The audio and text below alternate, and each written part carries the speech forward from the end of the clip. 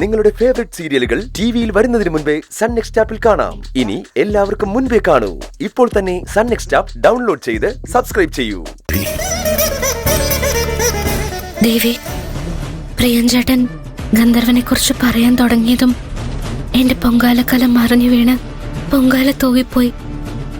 എന്താ അതിന്റെ അർത്ഥം? ഗന്ധർവനെ കുറിച്ച് ഞാനിനി ആലോചിക്കാൻ പാടില്ലെന്നാണോ? കനൽ കലശം കഴിയുന്നവരെ ദേവി അല്ലാതെ മറ്റൊന്നും എന്റെ മനസ്സിലുണ്ടാവില്ല. എന്റെ പ്രാർത്ഥന നിറവേറ്റി തരണേ ദേവി. അവന്റെ മുഖം പോലും എന്റെ മനസ്സിൽ നിന്ന് മാഞ്ഞുപോയി. എനിക്ക് അങ്ങനെ ഒരു മകനില്ല.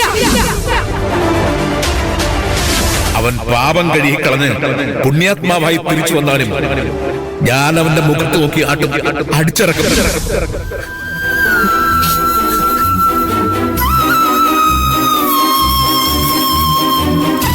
അവൻ ഇടയ്ക്കിടയ്ക്ക് ഇത് എവിടെ മുങ്ങുന്നത്?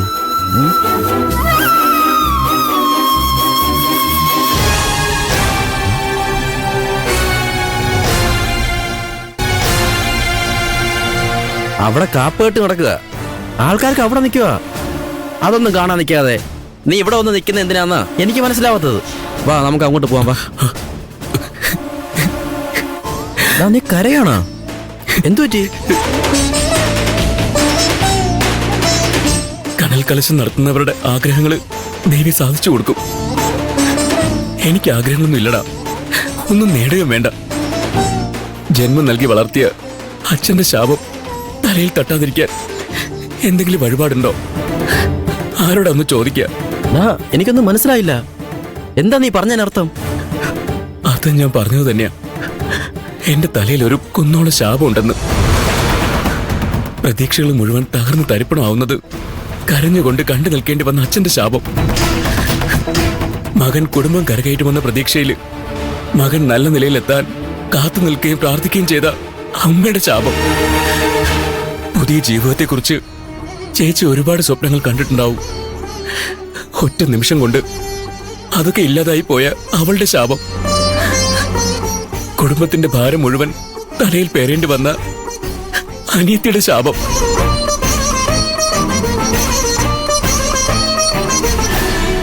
ഒരു കുന്നോള ശാപം തലയിൽ ചുമന്നു നടക്കുന്ന എനിക്ക് ആരുടെയും മുന്നിൽ ചെന്ന് നിൽക്കാനുള്ള ധൈര്യമുള്ള മനു. ആരാ നിന്റെ അച്ഛൻ? നീ പറഞ്ഞ അമ്മയും ചേച്ചി അനിയത്തേക്ക് എവിടെയാടാ? കാമുകയെ കൊണ്ട് ഒളിച്ചോടി വന്ന് വാടക വീട്ടിൽ താമസിക്കുന്ന ഒരു ചെറുപ്പക്കാരൻ. എനിക്ക് നിന്നെ കുറിച്ച് അത്ര മാത്രമേ അറിയാവൂ.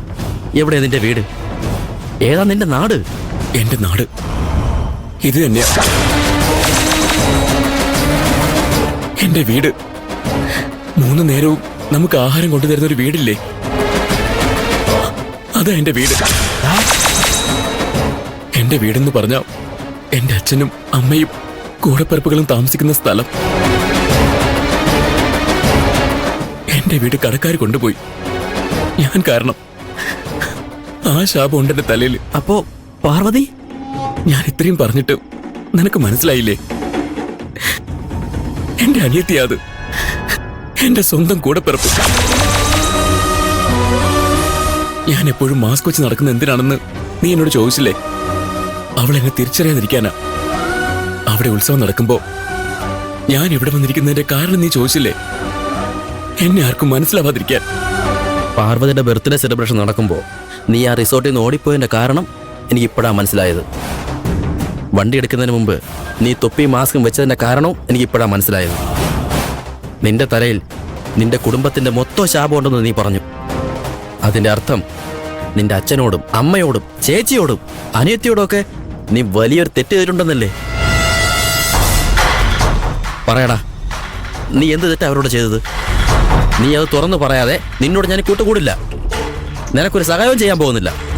നീ ഒരു ഫ്രോഡാണെങ്കിലോ ഒരു ക്രിമിനൽ ആണെങ്കിലോ നിന്നെ സഹായിച്ചതിന് ഞാനും കുടുങ്ങില്ലടാ. അതുകൊണ്ട് എനിക്കറിയണം നിന്റെ വീട്ടുകാരോട് എന്ത് തെറ്റാ നീ ചെയ്തത്. പറയടാ, പറയാൻ.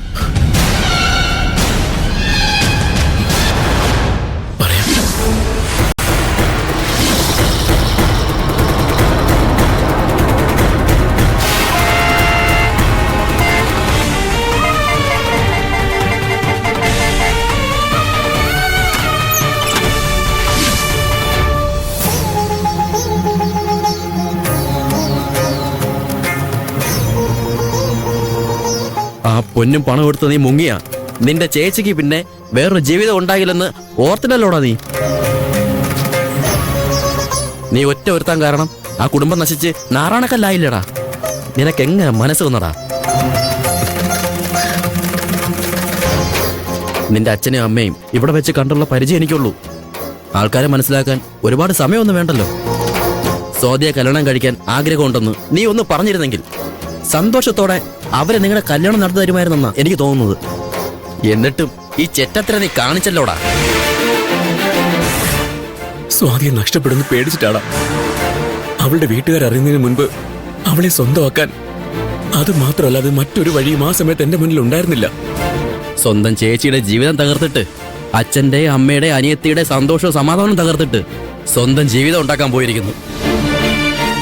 അവര് നിന്നെ ശപിച്ചില്ലെങ്കിലേ അതിശയമുള്ളൂ. നിനക്ക് ഈ ജന്മം മാത്രമല്ല ഒരു ജന്മത്തിലെ സ്വസ്ഥത കിട്ടാൻ പോകുന്നില്ല. നീ നോക്കിക്കോ.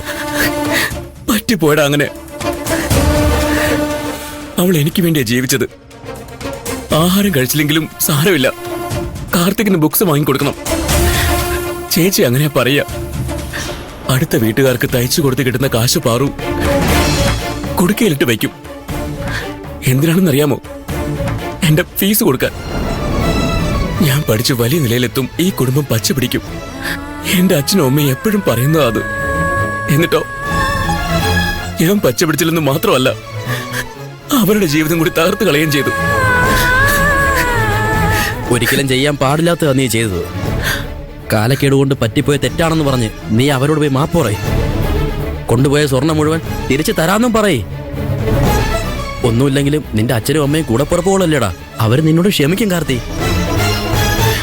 ഇല്ലടാ, എനിക്കതിനുള്ള ധൈര്യമില്ല. അച്ഛന്റെ മുന്നിൽ പോയി നിൽക്കാനുള്ള ധൈര്യം എനിക്കില്ല. എടാ, നിന്റെ പേടി എനിക്ക് മനസ്സിലാവുന്നുണ്ട്. പക്ഷേ നീ അവരോട് മാപ്പ് പറയുകയും വേണം, ആ ഉരുപ്പടികൾ മുഴുവൻ തിരിച്ചു കൊടുക്കുകയും വേണം.